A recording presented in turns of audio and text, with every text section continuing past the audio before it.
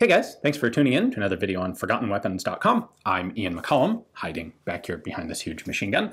And what we're actually looking at today is a water-cooled 50 caliber Vickers gun. Specifically, this is a Mark IV. We'll go over what the differences were. But this is a project that Vickers began just after World War I. Well, the development began during World War I. Everyone was starting to look for heavier and heavier machine guns, primarily for both aircraft and anti-aircraft and armored vehicle use. The 50 caliber cartridge, the one that was really developed and put into service during World War I, was the German 13.2 millimeter, originally developed for their Tankgewehr, anti-tank rifles, that the Germans were working on a 50 caliber Maxim gun that would have used it. Well, a 13.2 millimeter Maxim gun called the Tank und Flieger, the tank and aircraft gun. And everyone else kind of started doing the same thing, but no one else got them into production during World War I. In the US, this would ultimately result in the Browning M2 and the venerable 50 caliber Browning machine gun cartridge. In Britain, this led to the 50 caliber Vickers gun. Now, the first batch of these were purchased by the British military in 1921, and it was like 16 guns.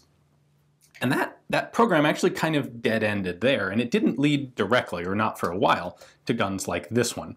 This is kind of the reinvigoration of the project in the 1930s. So to start with, the cartridge that this uses is not the 50 BMG cartridge that is so common today. This is the 50 Vickers cartridge, actually one of several 50 caliber Vickers cartridges. This was a 12.7 millimeter by 80 millimeter cartridge, so substantially shorter than the American 50 caliber. It fired a 580 grain bullet at about 2,540 feet per second. So it's a shorter cartridge, it's a lighter bullet, and it's a lower velocity than the US 50 caliber, which is part of why it's able to be a much smaller gun than the American, the 50 caliber Browning. Now, later, Vickers would introduce a high velocity version that was a 12.7 by 120 millimeter case, which was huge, but those saw almost no sales and use.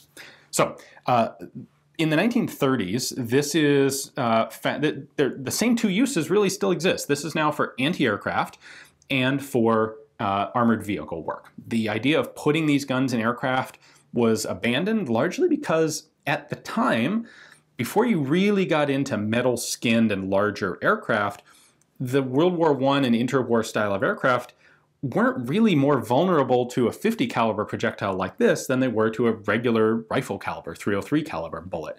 And in experimentation, the British found that the 303 Vickers would do basically just the same amount of damage while having much lighter ammunition. So you could carry a lot more ammo.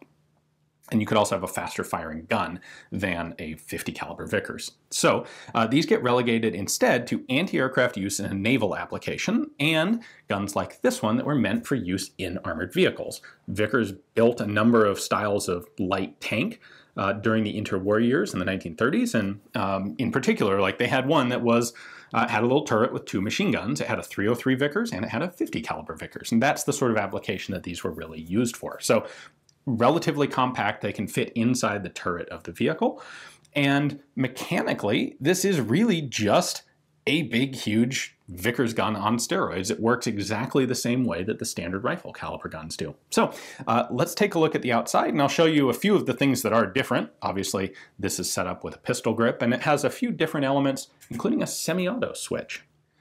So mechanically, this is a massively oversized Vickers gun. And you can see we have all the same sort of elements. We have the charging handle here, which is going to cam back against this roller right there. So when this fires, the barrel recoils backward, the action bars here recoil backward. This roller is going to cam the charging handle open, like so, and it's going to cycle just like any other Vickers gun. Now, this has been set up with a pistol grip because this was to be mounted inside an armored vehicle and fired with the shooter's shoulder back up against this. So there is a dovetail on the back of the receiver block right there. Unfortunately, I don't have a shoulder stock to drop onto it to show you, but that would have been basically just a heavily padded shoulder rest right there. There is a pistol grip with a 2-finger trigger here, and there is actually an interesting grip safety on the other side. In order to fire, the grip safety has to be pulled down, and it actually has to be held down the entire time. If you release it, the trigger won't move. So you have to hold this down with your thumb while firing with these two fingers. In addition, unlike a regular Vickers gun, the caliber 50 version is set up with a selector switch for R, repetition or semi-auto, and A for automatic. Now the way that works is built into the top cover. So where a standard Vickers opens front to back, this pivots open on the side, and we have this little arm right here. In automatic mode, when the trigger is pulled, that bar comes backward, like so, and it will stay backward as long as the grip is, as long as the trigger is held down. And what this does is cycle the trigger up here, which trips the trigger bar, the sear in the lock, right there. Now, if this is set to semi-auto, when the trigger is pulled, this bar comes back, but it's not held back. And the spring on the top cover will push this back into position, and it actually acts as a semi-auto reset. These guns were all serialized with G prefix serial numbers for the ground guns. The aircraft use ones had A prefix serial numbers. This is number 207. This is a Mark IV gun as a result. Mark I was the very first. The original Mark I guns did not have the semi-auto feature. So Mark I was the very first version. Mark II adds the semi-auto trigger setup. Mark III was the naval-specific version. Mark IV modified this dovetail mounting bracket to be interchangeable with the .303 caliber tank guns. And by the way, this is the ejector tube here. On a normal Vickers gun, cases just eject out the front of the receiver box. On the armored vehicle guns, they wanted to make sure that the ejection would be actually spit out in front of the mounting, so outside of the armor of the vehicle that it was being mounted on, hence the lengthened ejector tube. Anyway, the Mark IV guns had a mounting bracket compatible or interchangeable with the .303 guns, and then the Mark V had a number of parts strengthened for better long-term durability. Mark V guns would constitute the majority of the production. Everything from like serial number 283 up was a Mark V. We do also have access here to the feed block, the rather huge feed block. So instead of a lever lock as a regular Vickers, this has a trigger-like spring.